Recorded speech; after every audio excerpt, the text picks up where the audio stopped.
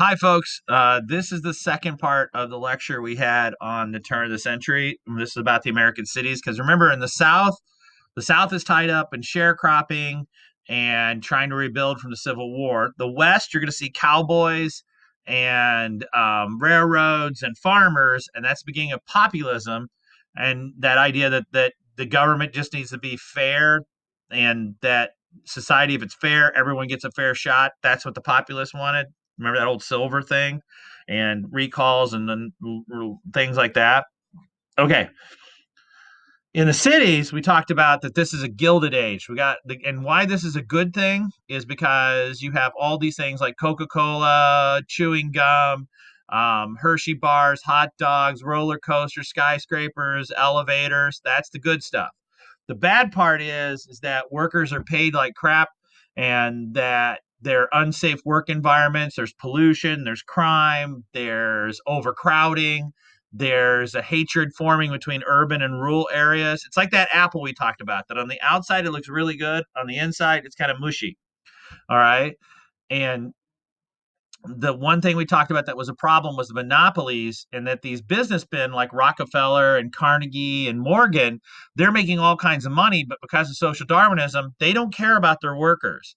And so these workers have a really unsafe working environment, and they don't really care about the consumers either, because if you get bad products, you get bad products, and you paid for it, so it sucks to be you. And so, how do we fix that? Well, for the consumer, we're going to talk about that later. That's part of progressivism. But for the workers, you're going to see unions, things like the AFL and the American Federation of Labor, and or the Knights of Labor and the United Mine Workers. They're going to get together, miners and workers are, and as a union through strikes try to get better ways or better wages, better safe environments. But the problem was that people saw these as new and radical ideas. They didn't like these ideas, and it scared them. And in some cases, you had groups like anarchists that actually hijacked the movements. Okay, so that kind of coupled all together is what drives the need for um, change, but it's not going to happen because people are scared of it. The other problem was that as middle class people got learned more about what's going on in society, they push politicians to make changes. And so you're going to see the beginning of public education, end of child labor, 8-hour work days, safer working environments. Well, if I can get all those things with a union, then why do I join a union? And so, really, unions didn't take off until the 1930s with the Great Depression. So, this is the next issue we're talking about. We're talking about immigration, sorry.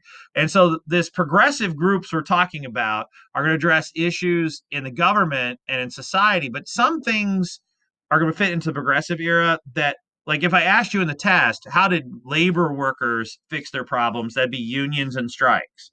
Okay. Immigrants, we're going to talk about that, and then we're going to talk about African Americans, and we're going to talk about women. Okay, so immigration, one of the biggest things about immigration changed is the idea that where they came from, that these immigrants came from the Mediterranean, they came from like Italy, Greece. Some of them came from Poland, from Czechoslovakia, from Central Europe there, and some came from Russia. And because of this, you're going to see people with different names, different languages. You're going to see people coming in with different religions. You got a lot of Catholics, but you're also going to have Orthodox and Jews. You're also going to see a high Asian population because of the railroads and what's happening in Asia during this time period. And so these people are so different, it kind of is a shock to the American system. And in some cases, it's a good shock. Because remember, for some of you, this is your grandparents or your great great grandparents. Because remember, it's you, then your parents, which would be 80s and 90s as high school kids. And then when your grandfather was a high school kid, that'd be Vietnam. When your great grandfather was a kid, your age, that'd be World War II. Your great great grandfather would be World War One and around this area. So for some of you, this is your history, that your ancestors came through Ellis Island on the West Coast. If you're an Asian American, it came from the other coast on in California in San Francisco at Angel Island. And because of that, there can be all kinds of different things. And these people move to areas that are much like where they're from. right? They moved Poles moved to cities like Chicago and Milwaukee, and they work in the meat packing industries. Italians moved to cities like New York and Chicago, and they work in the factories. German Americans move to Wisconsin and Minnesota, and Scandinavians go to Minnesota and Dakotas. Jews go into urban areas. So there's all these different people coming in with all these different ideas and different cultures, and that was a good thing because one, it brought in different blood, brought in different ideas. It also brought in different cultures and different relationships. It also helped in that those factories, why things could be produced in the numbers they were to drive the prices down was that you had cheap labor in the form of immigrants. The other side, though, is it drives wages down, and that's what was one of the problems with immigration at the time. Unions were very much against some of these because it drove wages down. Okay, um, so there, so some of the problems they faced obviously is they have social issues that these people have to acclimate into American culture. They have to fit into who we are as Americans. All right. And we'll talk about that in a second. But one of the things they really faced is the political machines, the bosses that ran the cities, that gave away jobs and skimmed money off the top, that ran the politics. They used immigrants as a tool to get votes. So they'd go and they treat them well when it came time to vote. But then the rest of the time, they don't care if they're living in poverty and everything. So the political corruption hurt these people. Nativism, we talked about in the homework, that hatred, groups like the Klan move north and convert over to being this idea they hate everybody. They don't hate just African Americans. They hate people that, if you're Jewish, if you're Catholic, if you're Orthodox, if you're from Italy, if you're Irish, they hate all of you. Okay. And that's been a rampant thing in America in the beginning of the 20th century. You're also going to see prejudice in the form of the government. They're going to pass a thing in the 1920s called the National Origins Act that basically set quotas that, and they set the numbers to where fewer people came from areas we didn't want and more people came from areas we did want, but those people don't want to come to America. Like the English could have almost 75% of the people that want to migrate to America could migrate, whereas people from Italy only 10% could. In Chinese, we just say, no, you can't come. And for the Japanese, we limit it to just Japanese brides that you could basically were mail order women. You could go in and you could order yourself a celestial bride. And so that was the government itself was part of the problem in holding back immigration. And then, but how do you fix these things? There's crime.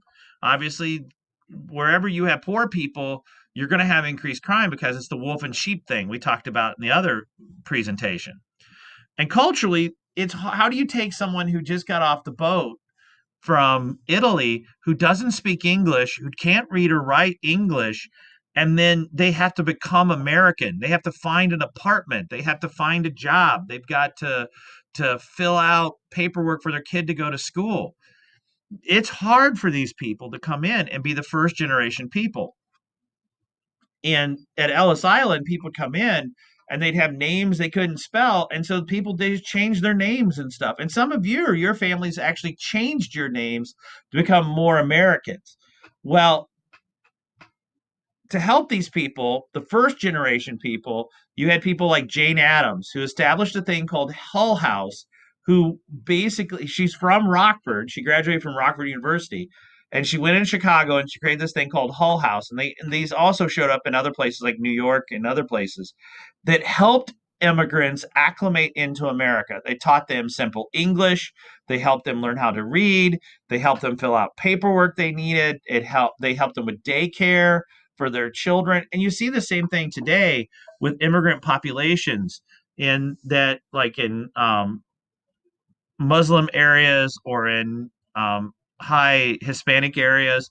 These charities will work to help make it easier for these people to move into America. The other thing that helped out the generations that came after was public education. Now, a lot of people talk about indoctrination in education, and I'm going to tell you it's a thing, but not about political ideologies. The whole purpose of a U.S. history class is to make you an American. Same way like your US government class. It's to make you understand this is what an American is. And then how you put your political views and everything, that's you. But how many stars are on a flag? Why is the 1776 important? What's the Pledge of Allegiance? What's a vote? That's how you make an American, right? And so the first generation come in, they work in factories. The second generation is the bank teller. The third generation is the college student. And in your case, some of you are as the fourth, fifth generation. And so notice how the education process has changed over time. And you've moved away from that simple day laborer to where you're a professional, you're a college student, you're a doctor. You know, I mean, that's the idea of how education helped immigrants become Americans. So private organizations like Jane Addams' Hull House help people acclimate into American society. But then public education is what made them American 2, 3, 4 generations after. Okay. And eventually, the only thing that's Polish for some of you is your last name and the dessert your grandma makes at Christmas. Everything else is gone. You may not be Catholic anymore. You don't know where your home village is. You don't speak Polish. You don't remember any of the holidays. But your grandmother makes kolaches every Christmas, and because it's a family tradition, and her grandmother taught her how to do it, and her great grandmother taught them how to do it. You see what I mean? And one of the arguments was that America is like a melting pot. It's like cheese on nachos that you mix like 7 different cheese together, and you get this goopy pile of cheese. Well, yeah, you do, but we're not that, because that would mean that Americans are Americans are Americans, and we're more like beef soup, vegetable soup. Some of us are carrots, and some of us are peas, and some of us are potatoes, and sometimes we like each other, and sometimes we don't. Some of us think that our views are better than someone else's views, and vice versa. And some of us don't talk to that barley weird stuff that's in there. Okay. But the thing is, we're all in the same soup. We're all vegetable soup. It's not called potato soup with other stuff. It's vegetable soup.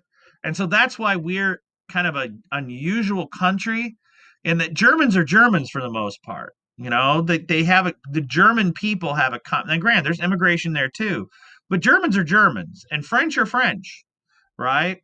But we're this weird kind of combination of stuff, right? And it's not like it all mixes together, and that's what immigration was good for America. So um for African Americans, well, like we said, sharecropping is going to keep them in economic poverty in the South, right? After the Civil War and Reconstruction ended, we pulled the army out, and so they're already in poverty because of sharecropping. Well, then on top of it, because you're not enforcing the 15th Amendment, which gave them the right to vote anymore, the South would do things like poll taxes, where you charge people to vote, which is illegal now because it's in the Constitution, but you can't do that. Jim Crow laws were laws that restricted individual rights. So, like voting, like literacy tests, or if you go to sign up to vote, they'd say, "Hey, how many jelly beans are in the jar?" And you tell them a number, and they'd say, "Nope, that's not it. You can't vote." Or they require a white man to come in and testify that you're of good character to register to vote. Well, in Mississippi, no white man is going to go say, "Hey, this man is a good person to register to vote." They also did things like grandfather clauses that said, that if your um, grandfather was a slave, you can't register to vote. And there were also laws that said you could only live in certain parts of the town. You couldn't be out after dark. You couldn't go here. You couldn't go there. You had to have a note from the county sheriff to say you could leave the county. I mean, there was all kinds of things that after the army left the South, that the South did to rein it in, not to rein in African American votes and African American rights. And that's not even to mention the Klan, that about 4,000 African Americans are going to be murdered, lynched, some burned, tortured, beaten. I mean, 4,000 African Americans are going to be lynched from 1865 to 1957. That's a lot of people. And the Northerners didn't like, oh, either you were ignoring it or you didn't know about it because there's not the technology to make you, unless you see it happening, it's hard for you to wrap your head around it. And that's one of the things, the power of the cell phone today that you see with like with what's happening in the news lately. Okay. So one was violence. Two was a limiting of their rights. The third one, and then three was obviously the economics issue of sharecropping, which is going to end for African Americans when World War One comes along, because large numbers of African Americans are going to move north. They're going to go work in the factories. Okay. One of the biggest things, though, to curb African American rights was what the court case called Plessy versus Ferguson. Plessy versus Ferguson was the separate but equal trial. That Plessy was basically was he bought a ticket for a train and he got on the train and it was not designated whites only, but they claimed it was whites only. And he said, "Wait a minute, I bought a ticket. I should have the right to sit where I want." And Plessy was told no and removed from the train, and so therefore he he sued, and it ended up in the Supreme Court. And the Supreme Court said that as you could segregate against African Americans as long as it was separate but equal. And so that ruling then set up the idea of segregation in the South, that you could have coloreds only. So if you went to the bathroom and the white bathroom had a toilet and a sink and everything, and the African American bathroom had a hole in the floor.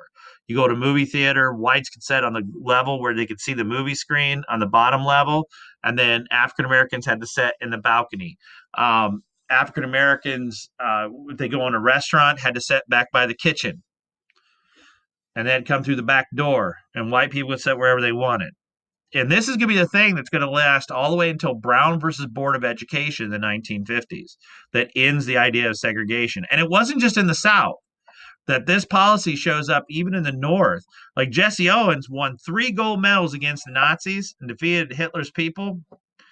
And he came back as a black man and he couldn't buy a hot dog in New York City because he was black. So that's a thing. Okay. There were African Americans working for civil rights.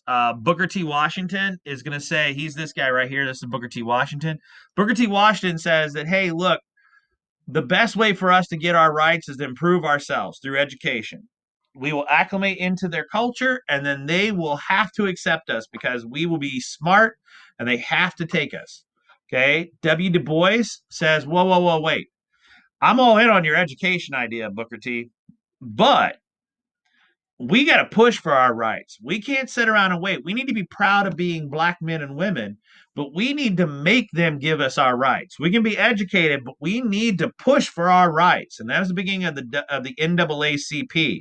So Booker T. Washington says, improve yourself. Show that you're a good man and a good educated man. And W.B. Du Bois says, that's great, but you need to push them to get your rights. If you combine these two together, that's Martin Luther King. That's Dr. King right there. He says, you need to work hard. You need to try and become part of this society and put your time in. On the other side, though, we need to make them give us our rights. We need to get in their face and tell them, look, we deserve this. Okay. So this is the beginning of it. Now, the changes for African American are going to come later. That with African Americans moving north because of World War One and World War II, when you're around people that are different, you become more accepting of people that are different. And that's going to be one reason. Two is that, remember that photograph? We said that with the lynchings, people didn't believe it until they saw it. Well, with video cameras and television, you can see it. And that's going to be one of the things that pushes again for the civil rights movement. Also, World War II gives African Americans World War One and World War II gives them a large sense of pride, and it's also going to give them money. And people, it's like, wait a minute, why am I segregating against you when you can buy stuff? And so that's going to do it too. The pride, the acceptance of African Americans into society, the fact you could see the violence being acted against them. And the final thing is that all those things cause white people to become more active, that you have a highly educated population at the in 1930s, 1940s, coming out of the 1940s, and then by the 1950s, 1960s, the that that educated population is to start pushing for African American rights. So that's why you see it in the 50s, 60s. For women, women were becoming extremely progressive during this time period because women, for the most part, were like property. They had no right to their children. They had no right to property of in the marriage. Husbands could do basically whatever they wanted, and so women were also underpaid.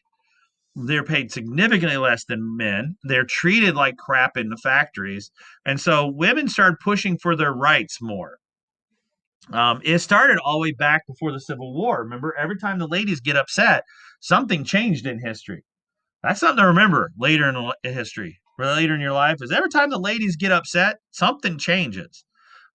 Abolitionism came out of this, and Susan B. Anthony and Cady Stanton start pushing for this idea of women's right to vote and women's rights, and that led right into the abolitionist movement, which helped in the slavery and caused the Civil War. In this case, women like Florence Kelly, they see that the key to it, that improving women's rights and lives through the factories is by reforming. You need to give women better wages. They need to have safer environments to work.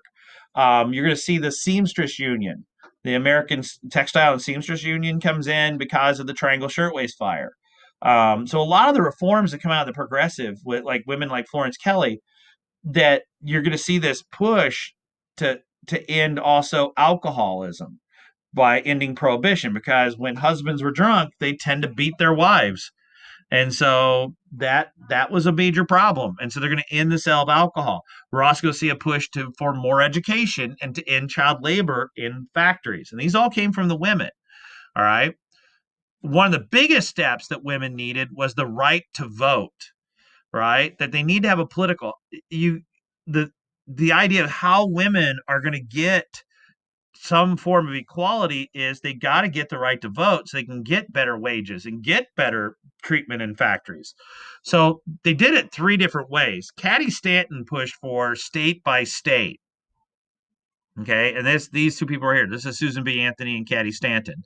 Cady Stanton pushes for state by state, and it mostly in Western states. Remember, so that women would move out there, and the fact that the women that built the West, they want their rights, and so you're going to see state by state, and mostly in the Western states, women were almost all get.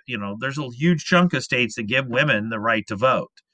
You're also going to see women that are going to sue in court, right? They're going to sue in court to be seen as citizens. That's that 14th Amendment we talked about. That once they take these lawsuits and you get the interpretation that women are citizens, that's the step, right? Because once you are a citizen, then the argument turns into, well, if they're citizens, then why don't they get the right to vote? Susan B. Anthony pushed for what we call the 19th Amendment, which was a constitutional amendment added to the Constitution that gave women the right to vote. Now, which of these three worked? All of them. You've already got like almost a third of the states by the time we get to the 19th Amendment are already giving women the right to vote. You also, it's hard when people go, wait a minute, we can't have a constitutional amendment. Women aren't citizens. Oh, that's funny. The Supreme Court already argued they are. And then once you get to the 19th Amendment, this started out as very radical women. These were radical working class women that people looked at them and go, wait a minute, these guys are socialists. They're crazy. Some of these women went on hunger strikes and they forced fed them and everything. And and the newspapers and that painted them as these crazies. But then all of a sudden, by the time we get to the end of the 19th century, beginning of the 20th century, especially going into World War I, it's your mom that goes and is protesting. It's like, wait a minute, I'm okay to build weapons to go fight a war and hold a job and stuff, but you're not going to let me vote.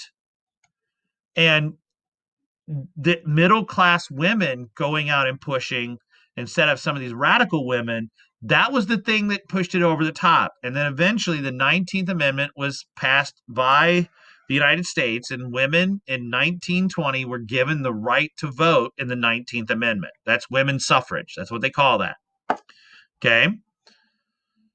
For women, like we said, for African Americans, those 4 or 5 things had to change by World War II. For women, it's a slow slog. So first you got a job, right? That gave you economic freedom to a degree.